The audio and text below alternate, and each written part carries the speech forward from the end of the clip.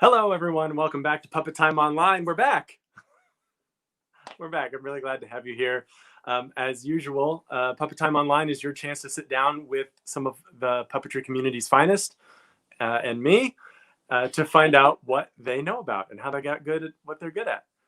As usual, Katrina here is with me running the show. She's going to be watching for all of your comments and questions that you can leave in the chat for me or my guests today.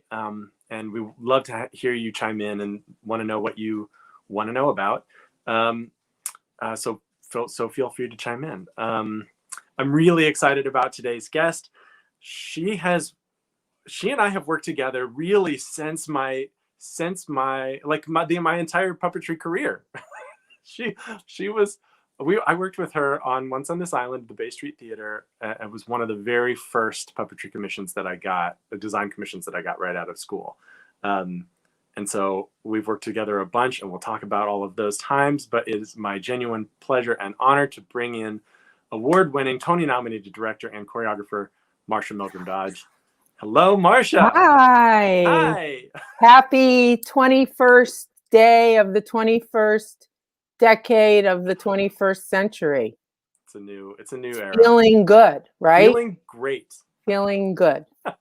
We're coming back from a big break from the show. Everything's like refreshed. It's a new year. It's a new time. Everything's feeling great. It's great to have you here. Thank you. My pleasure. So we always start off at the top of the show with asking people about how they got into puppetry. And I guess you're primarily a director and a choreographer. And so I'm curious as to how you got into, how did you first intersect with the puppetry world? Well, I grew up watching, I'm of a generation. And I grew up watching kids shows growing up in Detroit. I watched Poop Deck Paul and Romper Room and Howdy Doody and Boofland and the Ed Sullivan Show. So I think my favorite puppet of all time was Topo Gigio. Yeah. And at the end of the show, he'd come out and say, "Eddie, kiss me goodnight." And we'd melt. And, I just loved Topo Gigio. And Sherry Lewis and Lamb Chop. Yes. Were because she was sassy. Lamb Chop was sassy. And even through watching black and white movies on Saturday mornings with Bill Kennedy, he had some crazy, strange puppet clown person on his show sometimes. And there was always some extra element of theatricality in these productions. And I was drawn to it. And honestly, my very first musical that I ever did when I got to Ann Arbor, I went to school at University of Michigan, was playing the back end of the cow in Gypsy. Yes. So, and on the day my parents came to see the show, I asked my partner if I could be the front. So I actually got to do both parts of it. Now, granted, that's a choreographic gesture that was devised originally by Jerry Robbins, but it's in the DNA of that show. And so I got to do that. And then when I had my first opportunity to choreograph at school, I remember doing Camelot. That's where I met Tony, my husband, and he was King Arthur. And I thought that the Nimue scene needed something. So I actually had them build me a unicorn head, and I was a dancing unicorn. That's really cool. So so that extra theatrical element of magic has always been something that I've, leaned into. Mm-hmm. That's so cool. When did you start incorporating puppetry into any productions that you directed or? I think before I met you, I did The Merry Wives of Windsor, Texas. It was an adaptation of the Shakespeare by the Red Clay Ramblers, Okay. who are a string band from North Carolina. So it was this Wild West take on the Merry Wives, and there was a horse scene. Uh-huh. And this was a trial and error, but I thought we were going to do it on stick horses.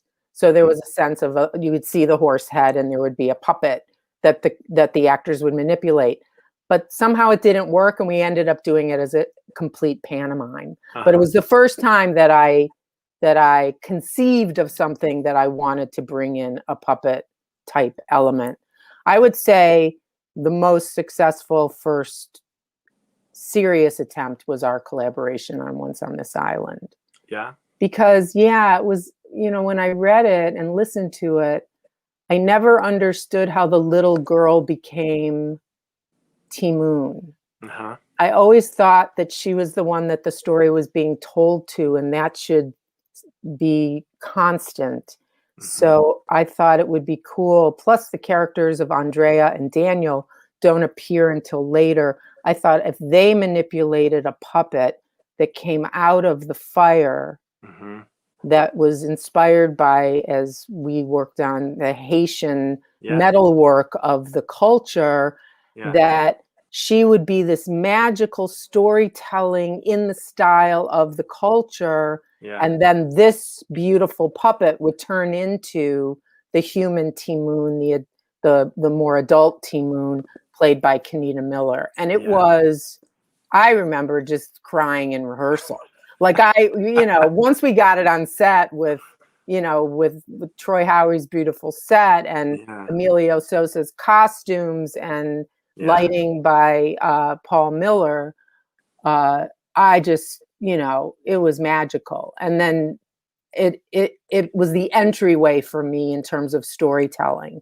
And then we added those beautiful birds and frogs for the Asaka sequence. Kind of round out the whole show. To round out and give it, and then we did those masks, which I know were not your domain, but they were significant in the differentiating of the dark skin versus the light skin characters.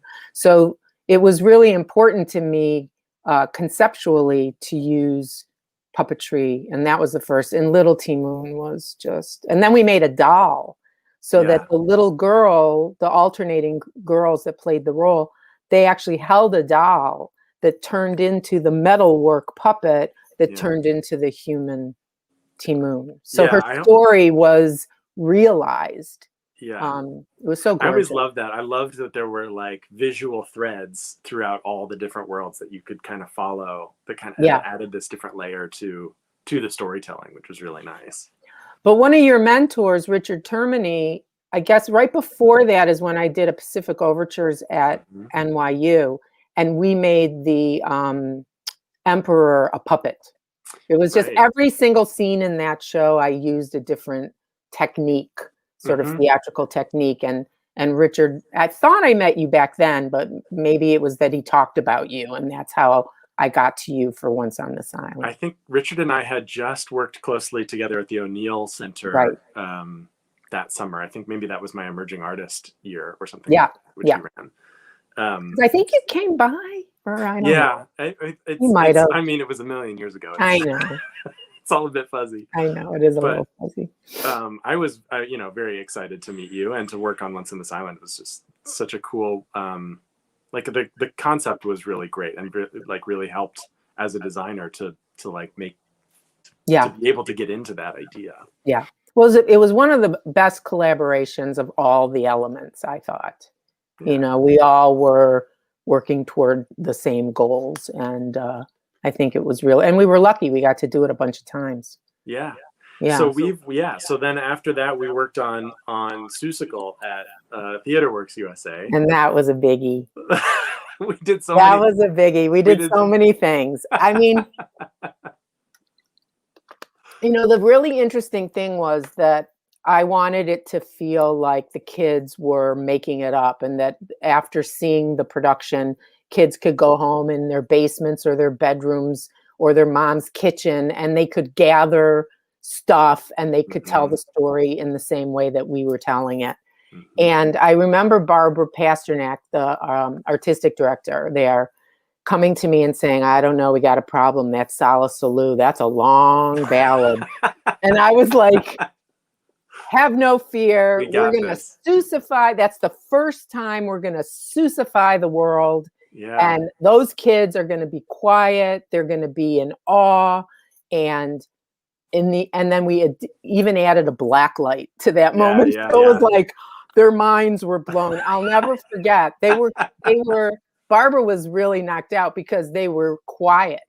And I think historically in a kids show K through 5 or even preschool, our show was really for the little ones. They get fidgety, but we had the Cat in the Hat. I figured all that out. I figured out how to make the Cat in the Hat, tell them to shush during Alone in the Universe. And because I endowed the cat with all these abilities, we created Vladistok and made that a puppet. Yeah. And all the fish. The fish were fantastic. The fish were we have some pictures. They went through lots of metamorphoses. That's right. It was. I remember it being a very intimidating design challenge too. You know, I had a meeting with. This is some of the original sculpts of the Sala Salou puppets. The Sala Salous. We had names for them too, right? Yeah, the tall one's the Camraff, and the big one is the Galumphus. Galumphus, and that was a 2-person that needed 2 people. That's right. They were so great. We go. This is the original Camraff with the like molded, sculpted like shell of a head, and this was the original Galumphus. Again, like cast paper, basically paper mache head. And then some of the original fish with which we came up with the Japanese lanterns. That was such a great idea. Yeah, because they had to travel. They had to travel. They had to be super lightweight. They had to be like this was even the upgraded version of what we were calling Tubby fish. We love Tubby. Yeah. Look at that. This is like the second go round of the Galumphus, the Camraff in the background there. I mean, it was really nice because we got to iterate on these designs, and then Tubby ended up as a flat puppet. Right, we had to it was the largest cast they've ever toured. It was 12 people in the cast, not including stage managers. So they came to me and said, we have to cut a couple tracks, and I was like, and we also have to modify the puppets, and they have to be able to be packed up easier because they were like Mr. Potato Heads. The cast had to put them all together. Yes, they had to be assembled, which, you know, when you have to pack big, you know, like the design challenge was like they have to be big and play to giant houses and like lots of people, but also packed down and fit in a van. It's like, what are you gonna? I know. I guess they have to. But the 2-dimensional ones still worked and told the story in the same way. And the magic was, and I loved rehearsing with you because I loved how much I learned about the puppet being the leader, and I loved those rehearsals in the water sequence because you really made it seem like they were navigating their space through water. And you know, we got to do it with a bunch of casts, so you'd always come back and be like, "Wow!" Well, yeah, I mean, that was what part of the joy of it was, like getting to work on it again and again. Was you know, always improving it, which is really lucky. I feel like most of the time I build stuff once and then it lives and then it goes in a box. Yeah, exactly. But that was that was exciting. And then we got to do it at the Lortel. So that was really great that we were able to really captivate. I think it ran for about 2 months or something down there. It was really great. That you bring up the like things that you've learned about working with puppets. Are there if you were gonna talk to other directors about how to work with puppets, like what are some of the things that you've learned, or like what are the challenges that come up when you're like thinking about using puppets in your productions that you want to make sure to think about ahead of time? Well, when we did King and I, Mm-hmm. and I reinvented the ballet, I knew that I remember reaching out to you for auditions, and I said, it's going to be tough for me to find puppeteers specifically, but we knew we were going to do this shadow puppet ballet, and I asked you, what do you need in the performer? And you said really great upper body strength. So I remember at an audition for King and I had them do push-ups. Uh-huh. I did. I had them do push-ups, and I had to see if they had the upper body strength to do what was going to be required. Yeah. And it was also interesting. I think I learned too that when you're, I'm sort of, my MO is to reinvigorate or reinvent or rediscover classic musicals, and with great respect to the way they were originally done and the original Broadway company, but to sort of bring it into whatever day I'm working on it now. And so it was really interesting to dig into that and to figure out how to find the talent to realize this 20-minute sequence and then be able to do everything else they needed to do in the production. So the hardest thing is telling people auditioning they're not doing the original choreography. Yeah. I mean, that happened to me a few times in a couple shows where I was very clear we're not doing the original, and I had people walk out. So really, like, okay, I would feel like I did. I had people walk out when I was doing a production of Chicago. Uh-huh. And I said, I'm not doing Bob Fosse, Anne Reinking. We're not doing that. We're doing a vaudeville, and we're doing my version. Yeah. And they all came in their black underwear. Sure. Dressed and ready to do Fosse. Right, because like that's what the show has been branded itself, right? And I said, come on in, but we're not doing that. Right, and put on a striped suit and fiddle. Put on a big baggy suit and floppy shoes. We're doing vaudeville. So yeah, very different. But no, the thing I learned about was letting the puppet lead. I think that is the biggest lesson I learned from you. Yeah.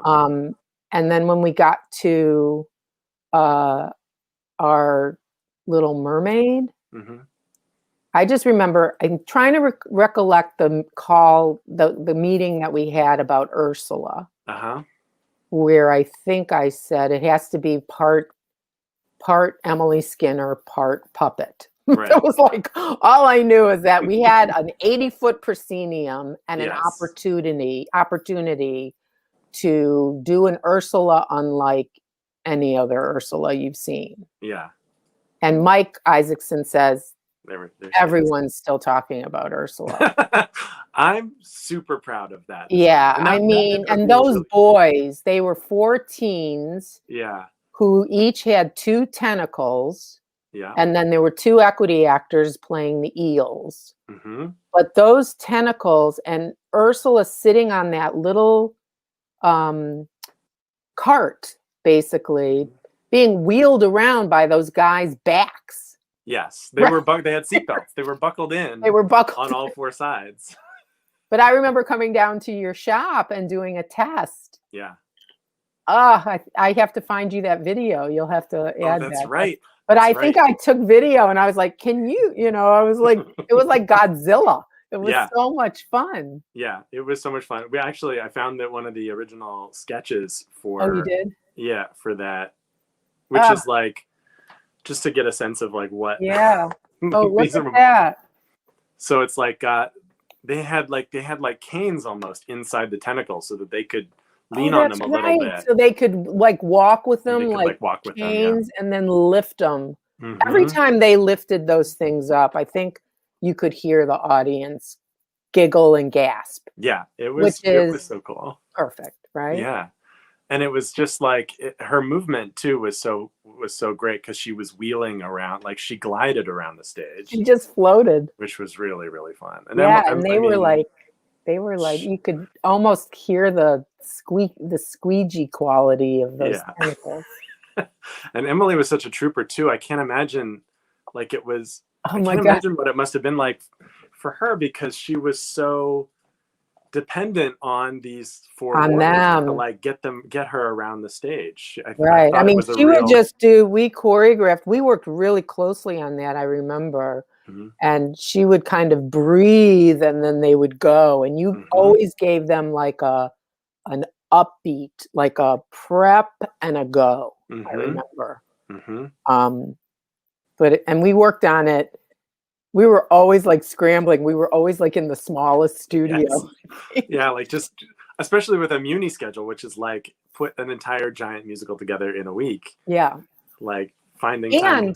I don't know if you remember this, but Emily lost her voice. Yeah.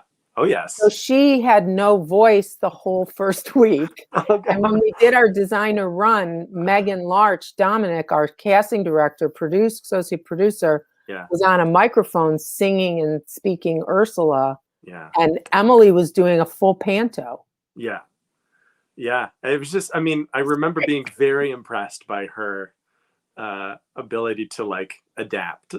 Well, because I would like run up to her and like she would tell me what's going on, and then I'd like tell the boys and then run back to you, and like it was, so she didn't have to so she didn't have to use but her when voice. she actually performed it without using her voice, she physicalized it as an organic morphing event with those boys. Yeah, it might have been a blessing in disguise. It was a kind of strange, happy accident, I would call it.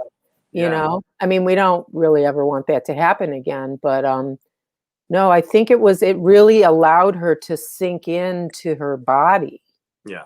And to connect with them physically, because she wasn't able to do it, with her voice. And but that and then Michael Schweikart, I remember, our set designer, he for the first time made the booms have these slots. So when you meet Ursula, she actually came in on the turntable through the boom. Yeah. Like in a like she fit through. I don't know how they fit. Yeah, she like they all crunched up their legs. Crunched up she and came they in and then she came like in and then they like expanded when they got out. That is an A++. It was great. There were so many fun things that we discovered. Like, I tried to design something that was like pretty flexible, but like we discovered a lot of stuff with her and like how to move it. And have you recreated her for other characters? Have you used that same type?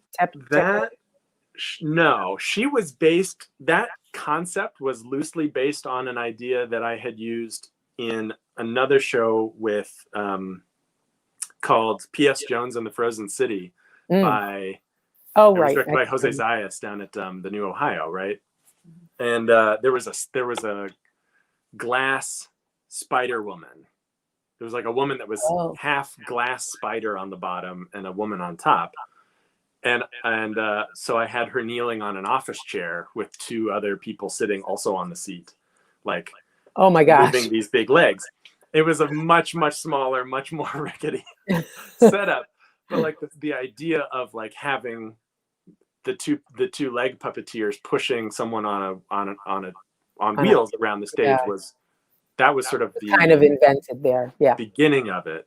Yeah. And then the Ursula version was like the best iteration of that. That was like, it was such a dream. I was, I was like ready to come in and like, I think this is what we want to do. And it was like a real opportunity to really, to like see what that concept could be. It was so and cool. Robin McGee, we have to give props to Robin McGee, because the costume, the fabric and everything, the whole marriage.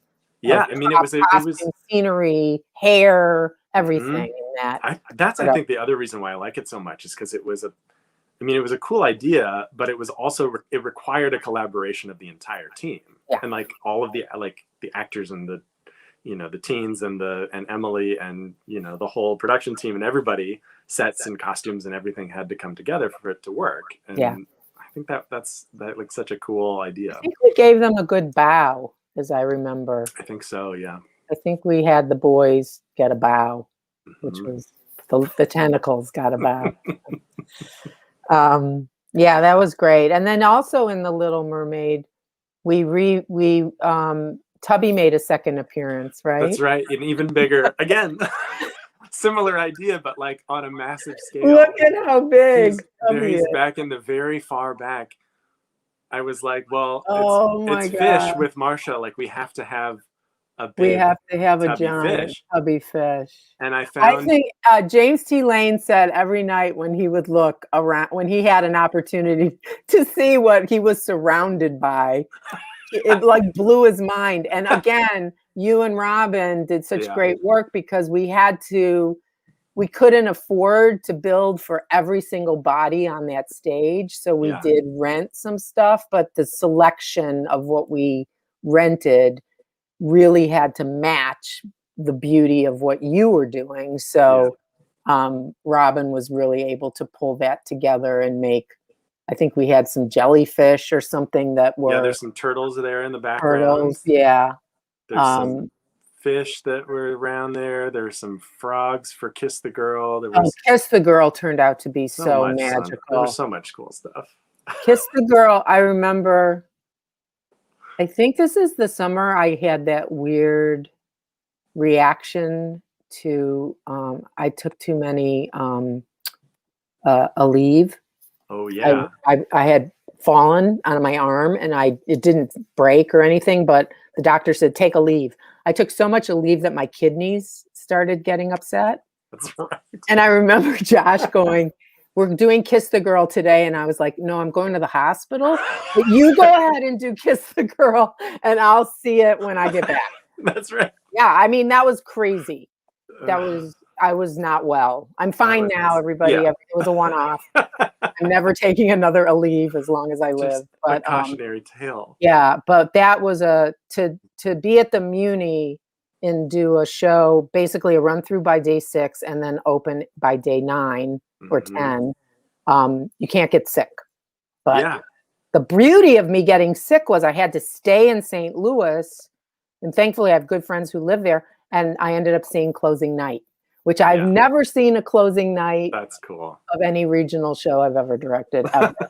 So it was like, it was so much fun to do the to come to closing night. Yeah, so I got to see it again, which was great. Yeah, and it didn't rain, so that was good too. Yeah, because at the MUNY, I mean, anything is. Oh, anything. As we say, anything's possible at the MUNY. Yeah. Do you feel like because you have training as a choreographer? I mean, you're a choreographer as well. Do you feel like that has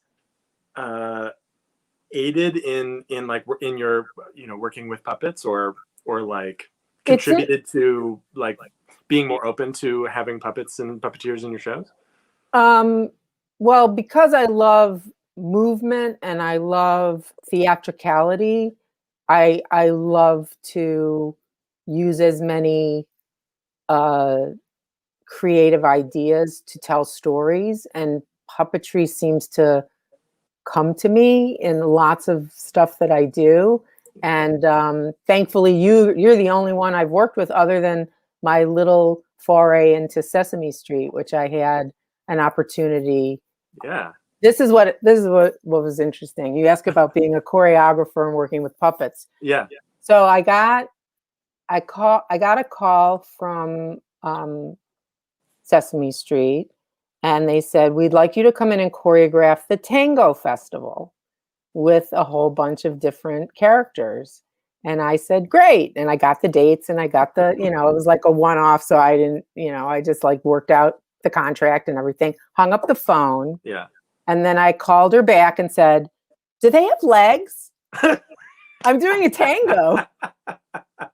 Do they have legs? And she said no. And I went, no. Oh, okay, got it. And it was like, and then I went into, then I like watched as much of the puppets as I could and talked to a couple of the puppeteers, but it was like, oh, everything has to be shoulders up, so it was like yum, bum, bum, bum, boom, boom, boom, boom, boom, lots of heads and lots of shoulders. There's no legs.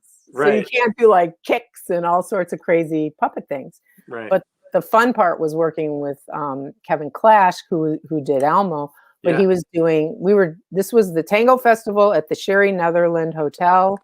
And the rabbit was the bellhop, and that was played by Kevin. So I did a duet between Sherry Netherland, this big sort of humanoid puppet, and this rabbit, and they were dancing together. So I was like, can you Velcro a rose to his teeth? And they were like, yep. And so I did all this crazy stuff. And it's actually, you can go to my website in my earlier works video. It's on my website, but I had so much fun. It was crazy. And then they invited me back to do Elmo's Wild Wild West, a video. And so I got to do like chicken dances and all sorts of crazy things, hoedowns, and then I worked with the Noodle family, so I got to work with some human beings too. But you know, the difference is, it's like I can't play drums. I'm a tap dancer, but I can't play drums because drummers have to feel things on the beat going into the downbeat. So on the upbeat, on the lift, because they have to hit it on the downbeat, but they have to go for it earlier. Puppetry, same. It's not like you go 1, 2, 3, 4, 5, 6, 7, 8. You have to kind of, your body moves differently as a puppeteer than it moves as a dancer. And I remember when we worked out the fish sequence, I had to kind of step back and let you take the lead on it. And then I was able to go in and go, oh, I get it. I gotta modify this. It's not going to be as rigid as a dance count might be. Yeah. Well, and I feel like, you know, I think that's one of the reasons why I like working with you so much, is that you have that sense of, you know, what the dance should be, or like what the overall picture should be. Like that's exactly what I'm looking for in a director, which is like, this is the feel of it. This is the tempo of it. Like this is the idea, but can you translate that into puppets? Right. And like, and then I can work with puppeteers to like make sure that makes the puppets as good as they can be. Right. I think with the King and I, do you have pictures of our shadow puppets? Yeah, we can pull up some of those. Because that one was really me sort of hands off. Well, it was a very different concept too, because it was completely in shadow. So I mean, I remember the idea was that we were drawing from like Thai shadow puppetry traditions, or like the Thai puppetry traditions, which is primarily shadow puppetry. But it also allowed us to be much more. Oh yeah, there we go. Sorry. Oh, that's okay. Yeah, this is how it was presented. So we saw that. Yeah, so the small house of Uncle Thomas. We have the ability to present it on a screen the size of the whole stage. That's right. Matt Richards. So we used some really small, really bright single source flashlights so that we could do some more cinematic like pans and zooms and like kind of get in and out of the shadow action and then capture some of the dancer action. Right. So that it could kind of, you know, there were some crossfades and some like. Yeah, we had some wipes and. We also had a really cool reverse shadow in this one that I'm really proud of. This one I loved. Yeah. And I love how you incorporated their hands as adversaries. Yeah. And when Eliza goes on the hill, it was a human body. Yeah, we were sort of using the dancer bodies as the. And there's Simon of Legree and I love that he's wearing dogs with the laser eyes. With the laser eyes, and this we have to. This is total bootleg. This is me videotaping from the lobby monitor. You know, so yeah. I wish we had a better. Yeah, but this is where. Yeah, and then the ice skating sequence was so beautiful with Buddha. Yeah, there's the reverse shadow too, which was a laser cut piece of mirror, basically like plexiglass mirror. Right. That we sort of bounced the light back onto the screen, which was really a neat effect, I thought. Right. But I thought, you know, in creating that, I do remember that it was like, you know, we were really making something that you and I had not, like in a style that you and I had not Oh, worked we on had never before done that before. in any way. Right. But we were really, like, we were working with some incredible dancers, and Yep. obviously you're a choreographer, so you like had tons to offer in sort of like how we could use, you know, you have much more experience working with dancers than I do. So like being able to incorporate the whole thing into the show, I think was a real success. Yeah, it was really great. And I think it was really surprising and, again, gasp inducing, which I'm always, you know, a big fan of. And then when they came out at the end with the puppets, the actual puppets that are tiny. Yeah, they're relatively small. They're relatively small. And your detail on Eliza was so gorgeous because you made her skirt out of snowflake pattern. Yeah. And I remember going into the snowflake pattern and filling the stage with those snowflakes. And then the dogs was a great solution. We ended up, I think you had the laser pointers for the eyes, and you saw the dog's eyes, and then everything went black except for the eyes. Yeah. And then we would watch the eyes chase Eliza. It was a little Looney Tunes, but it was great. I know, it was great. It was fun. But everybody got it. Oh, I mean, yeah. that's the beauty of it. Everybody got it. Yeah. You know, we didn't spoon feed them anything. We said, we need your help here. We want you to use your imagination with us. Yeah. And it still had the danger and the beauty, and it served the story, and it made it felt like Tup Tim really was the director choreographer of the whole thing. Mm-hmm. It gave it such, you know, authenticity, I thought. So Mm-hmm. Like within the context of the show. Within the context of the show. Yeah. Yeah. Yeah. Yeah. I think I mean, so many of the productions that we've done together have just relied so heavily on, you know, like many different departments collaborating together. Do you feel like, you know, what makes for effective collaboration, or like as a director, do you know what kind of setup is the right, or like what will make the right environment for good collaboration? I think exciting choices make for good collaboration. I think when everybody can get behind it and understand what the goals are, then you're all in it together and you all want to realize it in the same way. I think when it falls, or when it doesn't sort of land as well as we want it to, is not enough preparation or not enough talking about stuff. And occasionally scheduling will sort of, you know, throw curves at us and give us obstacles to have to overcome. But ultimately, I think that we've been lucky, and that our teams have all been on the same page, and everybody has wants to make everybody else look good. I mean, I think that's what great collaboration is. Not what is my stuff going to look like, but how can I help my partner, my team member do their best. And I try to put together those kinds of teams that are generous and engaged in the same ways.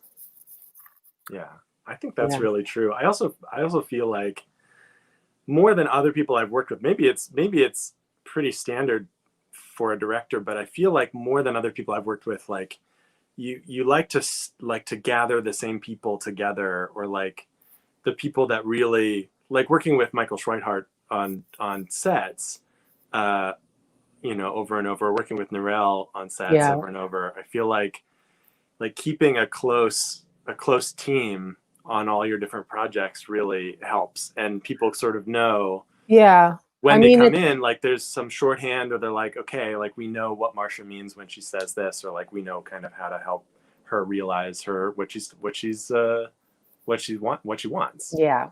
I mean, you know, we work many years together, and there are certain projects where I know I have to have Narelle on this because I want to break some rules. Uh-huh. Or I have to have Michael on this because there are certain challenges in this material that I know that he can navigate and elevate me. So it's selfish in a way, I need puppets. I call Eric, it's like, I'm sure there are other people out there, but right. You and I think that's the beauty of the kind of work that we do, which is tactile and tangible and visceral and all those great things. And I think that, I'm now looking at expanding my team assembly to be more inclusive and more diverse and more equitable. But at the same time, anytime you embark on a new project with a new collaborator, it's always going to be like, because you're going to have to constantly go, do you understand what I'm saying? Do you understand what I mean? As opposed to when I work with you and I go, what do you think of this? And you're like, yeah, I got that. Yeah. It's different. And it requires more care and nurturing and that kind of thing. But I think to date, I wouldn't trade anything. I love everything that we've done. I know we hit a few, I don't know if you want to talk about snags, but I think we should absolutely talk about snags. Okay, so when we're talking about collaboration, I feel like so when we did The Secret Garden, which was another one I knew I was going to tell in a very non-literal way.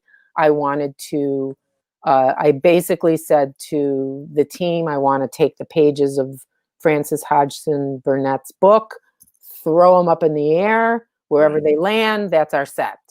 Right. And I want to make the magic and the mystery and the garden out of pop-up book kind of technology, which is obviously not technology, but it's more imagination. It is a kind of technology. And so I assembled the same team that we had for The King and I. Right. Because I thought that we had done such good work on that. Yeah. And I think this was a situation where scheduling and logistics and pre-pro, where we might have been a little too secure in the knowledge that we've all worked together, but we didn't necessarily all get in the room together early enough.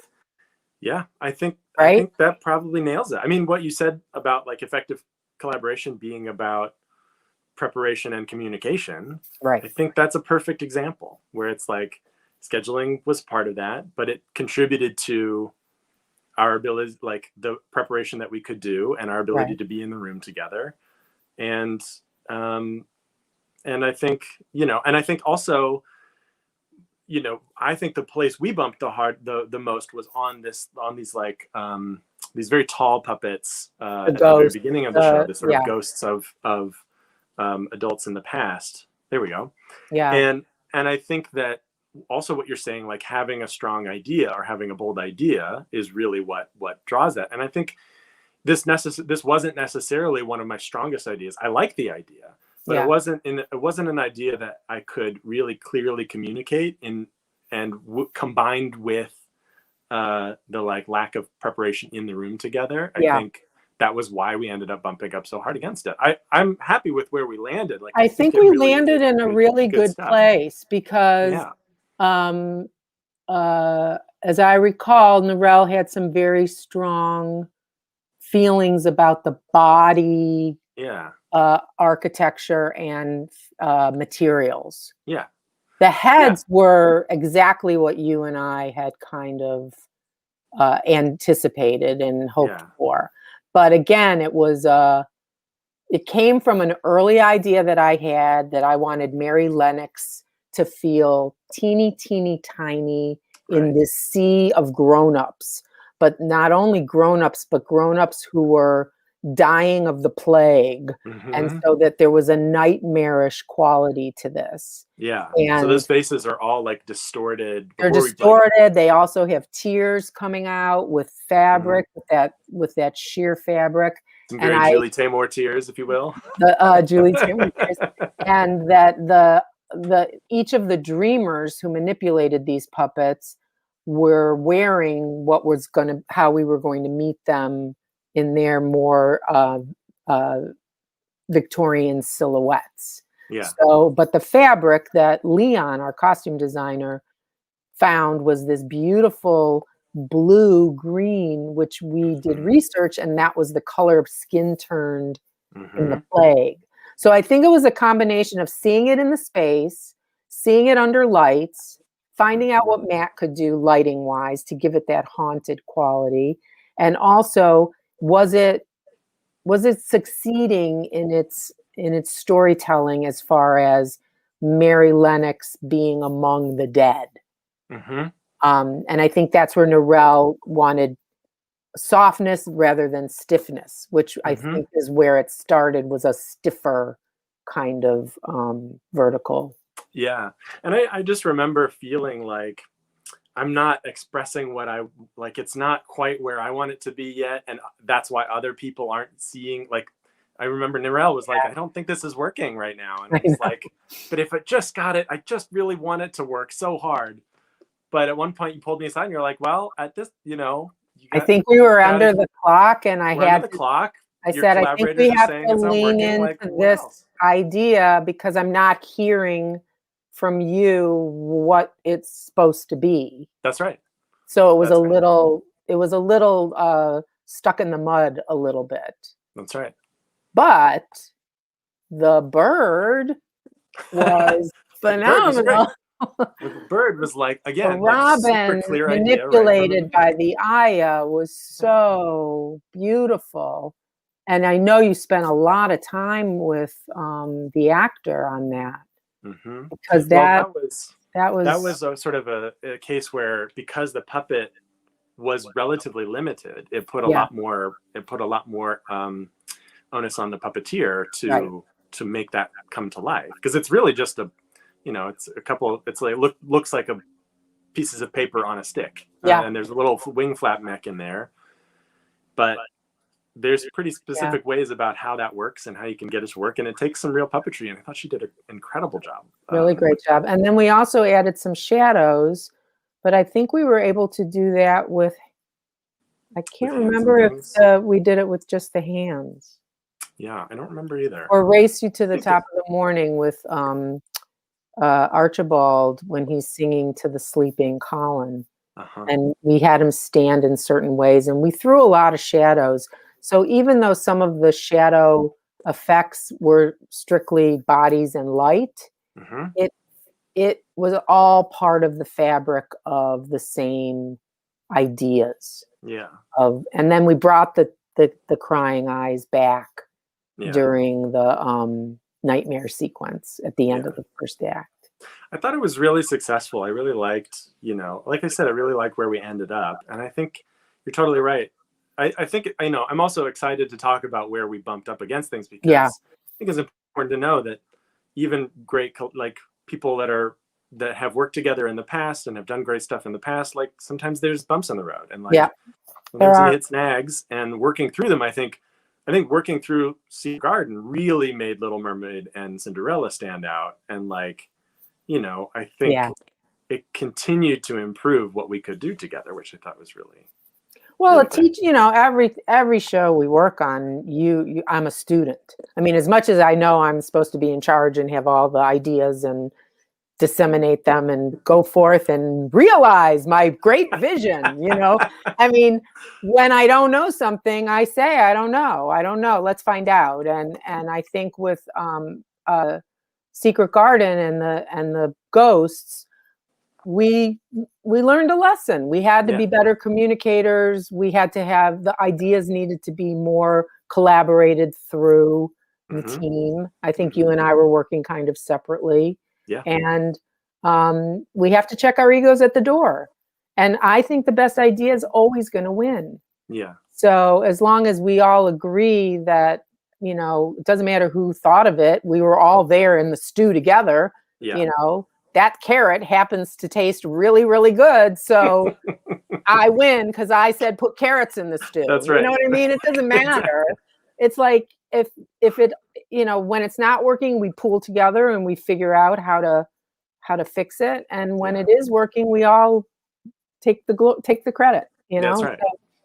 Yeah. I've also really admired your like your comfort level with being able to say, I don't know what that is, but I know that I have a good team around me and that we can figure it out. And I feel like rather than coming in and saying, I'm the director, so here's all my ideas and they're all brilliant, I think that's the opposite of a good director. I think what you're doing is like being a good director was like, what are the ideas in the team? Let's gather good people.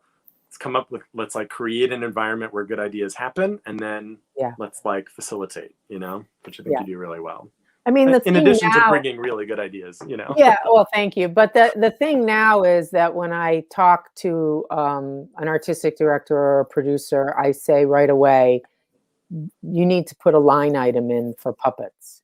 Like I'm starting to like just throw it in and say, and if I use it, great. And if I don't, we'll get rid of it. But I want to be able to start with all the tools, all the stuff that's at my fingertips that's available to me. And I think that you got more work from Andrew Cato too, right? After King and I, and we've done lots of stuff with Maltz Jupiter since.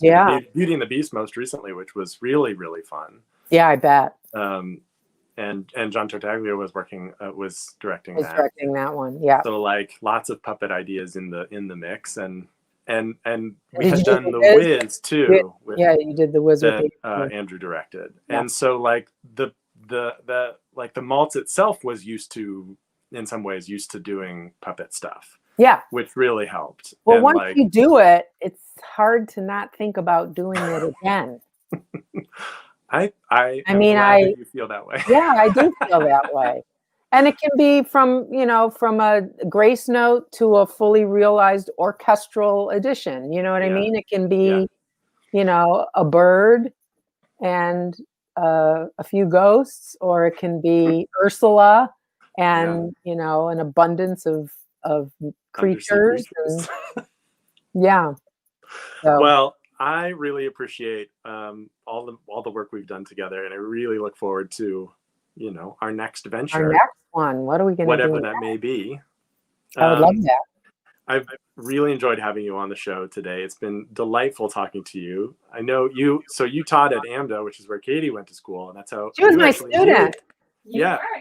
You knew each other before Katie and I before you two met. Yes. We both knew you independently before we knew each other. Oh, before the two of you met. Isn't that funny? Aw. You were in audition class, right? We did audition class? Yeah, audition technique or whatever that was called. Yeah, mock auditions, I think. Mock audition, yes. Yeah.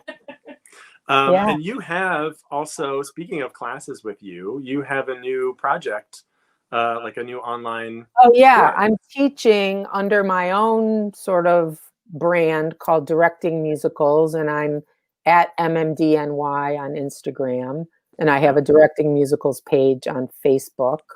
And I'm also affiliated with a whole bunch of online platforms like Broadway Weekends at Home, the Growing Studio, Broadway Plus, Slow Coach Arts, Artists and Beyond. There's like a whole bunch. If you go to my link tree on Instagram, you can see where I'm at. But I'm teaching privates and small groups, and I do master classes, and I've been lucky to do some Zoom sessions with universities around the country that I probably would never have met before the pandemic. Yeah. So I am upping my teaching game right now. That's great. So that's find really me. Yeah. Thank you. Thank you again so much for being on the show. And thank you. I can't wait to see you soon. I know, and live and in person for big human hugs. Yes, please. Thanks, Katie. Yeah, thanks. Good to see you. We'll see you soon. Bye. Well, that's the end of another episode. We're back. I'm so happy to be back, and we've got great shows lined up for the next couple of weeks. Next week, we're going to be talking with author and puppeteer Mary Robinette Kowal. And we are going to be, the week after that, I believe we're going to be talking with puppeteer Basil Twist, who just got done with an incredible production in France right now. Some celebration music for him. And Also, just a reminder, we're on social media, and we started the show on Instagram, so to follow us on Instagram, and we're on YouTube now, so like and subscribe to follow us and catch all of the back issues of Puppet Time Online, as well as all of the exciting episodes to come. We also have some sweet merch available at our merch store, so load up on sweet merch. It's going to be great. And the exciting announcement is that we are going to be launching a Patreon page to help support this show, so that we can continue to have great guests and talk about puppetry and continue to bring puppetry to folks that may not be exposed to it. So keep a lookout for our Patreon page. I wanted to put it out to the audience right now. If you have ideas for what subscription perks might be, leave those for us in the description, and we'll see what we can do for you. We'd love to set some subscription levels that would bring in a lot of folks, and to properly thank you for supporting the show. So that's going to come up soon. Stay tuned for that. Follow Marcia Milgrom Dodge. She's amazing. I'm really glad that we got to talk to her. You can find her at marciamilgromdodge.com and MMDNY on Instagram. I'm really glad that you all joined us. Thank you so much for being here. And just remember, as usual, you don't have to do everything to do something. We'll see you next time.